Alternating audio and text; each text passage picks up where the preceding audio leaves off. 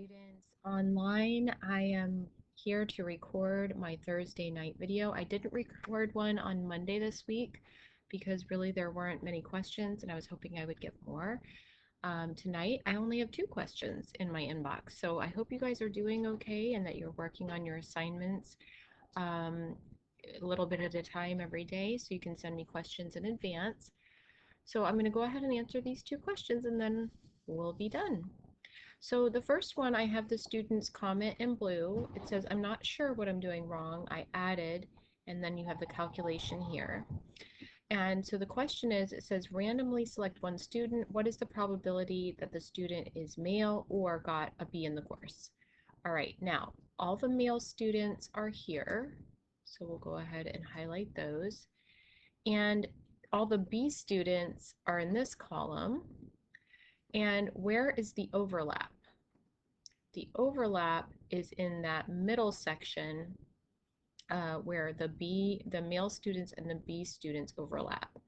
So when you're adding them, there's 2 ways to calculate this. Now the student used the probability rule where they took 26 out of 53. Well, 26 out of 53 is the probability of drawing a male student. So 26 male students out of 53 total students. Then they added to that 21 over 53. So that is the probability of selecting a female student. 21 total female students out of 53 in the sample. And so that part of it is correct so far. But then the student subtracted the overlapping probability incorrectly. So notice that it says the student subtracted 17 over 53. But the overlapping part is actually where they're I think that you were just looking at the wrong cell, right? So instead of choosing the female students, that's not an overlap, right? The 2 categories overlapped here. So all you need to do to get this right is to change that to a 4 in your calculation. So if I do exactly what you did, except I changed the 17 to a 4, I'll get the right answer. So I'll show you.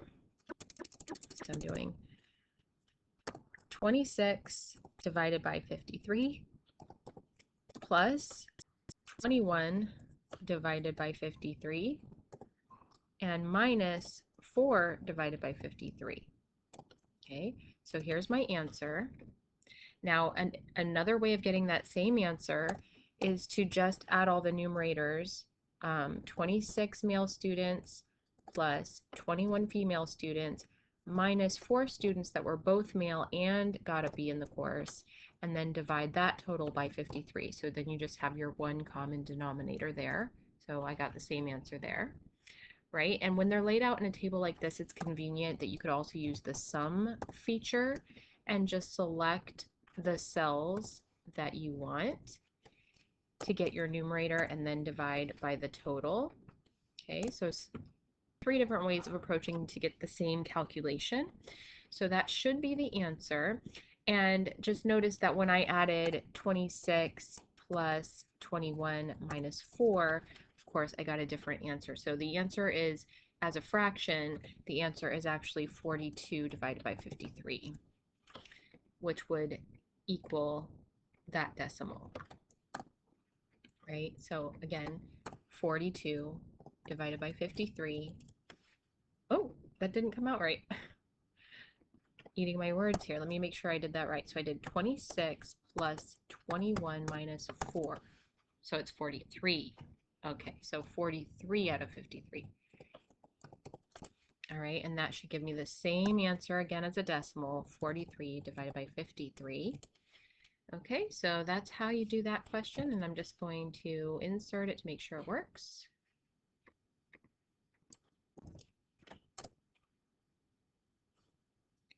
Bingo. All right, so that question's done. Now the next question is this one here. It says, you are thinking of purchasing a can of broth at the grocery store.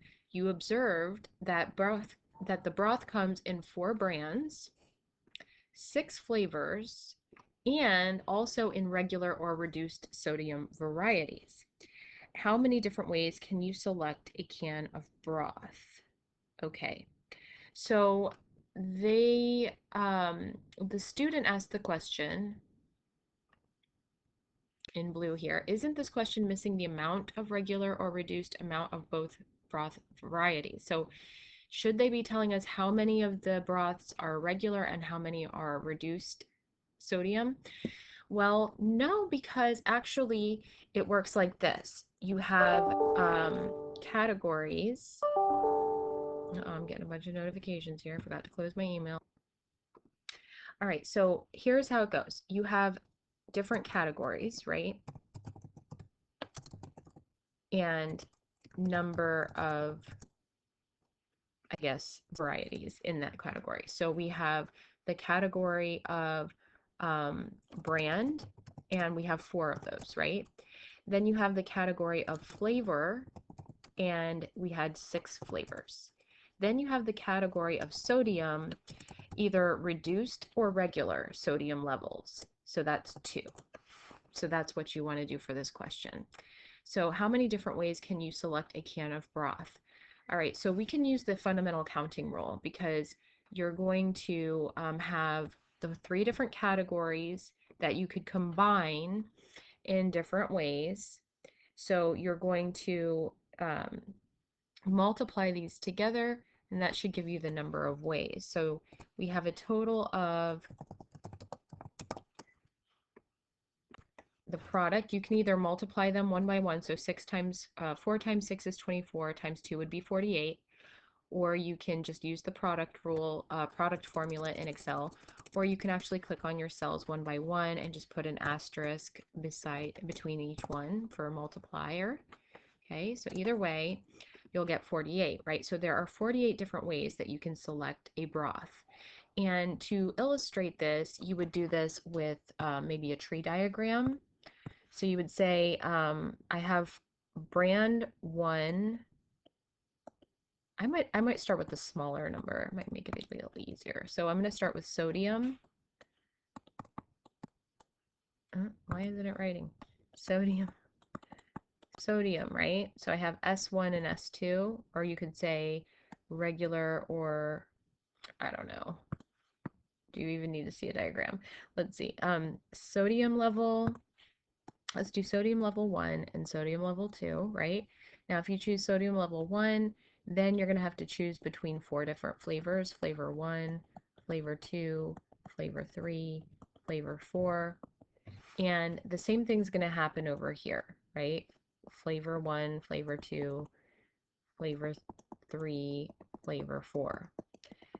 And then you go to the brands, or I think I was just doing brands, right? Brand 1, brand 2, because there are only 4 brands. And then you'll go to the flavors. You have 6 different flavors. So if you start from any one of the brands that you've just chosen, you have 6 branches to go from there. 1, 2, 3, 4, 5, 6 branches. So you're going to end up with 1, 2, 3, 4, 5, 6 for each. Once you choose a sodium level and then you choose a brand, then you're going to have 6 possible ways to go about that. So this is going to branch out, right? We have 2 times this, then 4 times that, so that'll give you 2 times 4 is 8.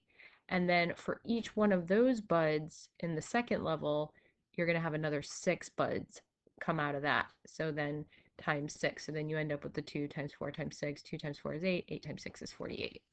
So kind of a quick and dirty explanation. I just like you to try to reason out whether your numbers make sense. If you can use a tree diagram, sometimes you don't have to write out the whole tree diagram to get a sense of whether or not what you're doing is on the right track. So the answer is 48. And there we go. So thank you for your questions. I hope I get more so that on Monday I have more wisdom to impart to you all. And I hope you have a great weekend.